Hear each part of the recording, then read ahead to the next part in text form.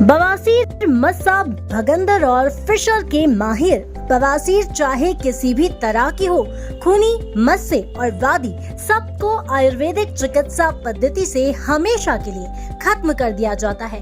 20 वर्षों से बिना ऑपरेशन के गारंटीड इलाज। Rao piles and fistula clinic, doctor CM Rao, BAMS, CCKS विशेषज्ञ, बवासीर, भगंदर, मस्सा, पाइल्स, फिस्टुला, फिशर।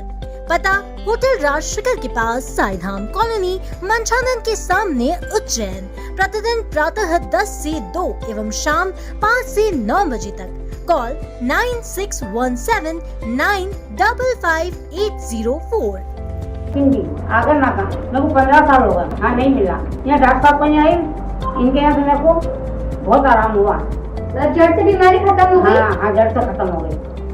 बहुत फायदा हुआ मेरे को। मैं बहुत मुहत हुई, इतना खून गया है मेरे को, बहुत गया। फिर डॉक्टर ने खून की बाटल में लिखी, चढ़वाई मैंने। फिर उससे 2 दिन 3 दिन बाद फिर मेरे को इलाज करा था।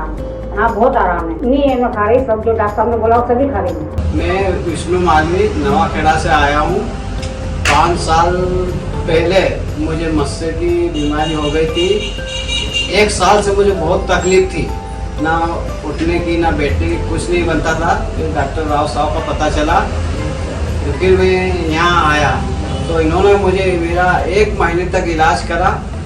इलाज करने के बाद में मुझे बिल्कुल कोई तकलीफ नहीं हुई, बिल्कुल आराम हो गया। तो अभी तक भी मैं स्वस्थ हूँ। हाँ। चारधाम मंदिर में भव्य गोवर्धन पूजा और अन्नकूट महोत्सव, प्रकृति पूजन का आयोजन किया गया। दीपावली की परंपरा को आगे बढ़ाते हुए उज्जैन के चारधाम मंदिर स्थित आश्रम में गोवर्धन पूजा के साथ भव्य अन्नकूट महोत्सव आयोजित किया गया।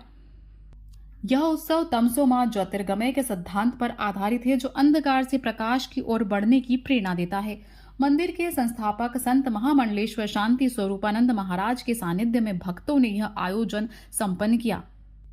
महाराज ने गोवर्धन पूजा के महत्व को बताते हुए कहा कि भगवान श्री कृष्ण ने यह परंपरा इसलिए शुरू की थी ताकि हम परोक्ष नहीं बल्कि प्रत्यक्ष उपयोगी प्रकृति जैसे गोवर्धन पर्वत और गोधन की पूजा करें।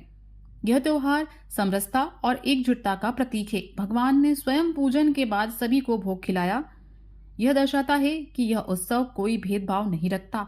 चारधाम मंदिर में अन्नकूट बनाकर भगवान को भोग लगाया गया और सबने मिलकर देश में एकजुटता, समरसता और सबके मंगल की कामना की। यह उत्सव गौ सेवा और प्रकृति के प्रति आभार व्यक्त करने का एक महान अवसर है।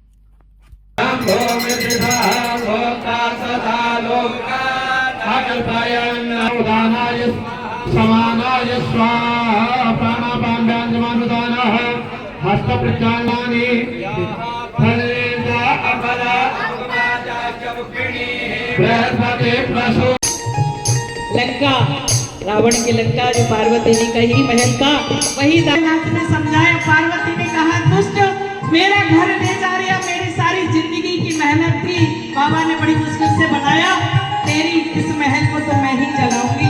इसलिए हनुमान जी की जो पूछ है तो कहते हैं भगवान भोलेनाथ, देवी मैंने पहले ही कहा था संसार में सब चीज स्वप्न है, कोई अपनी नहीं है। मालिक की मर्जी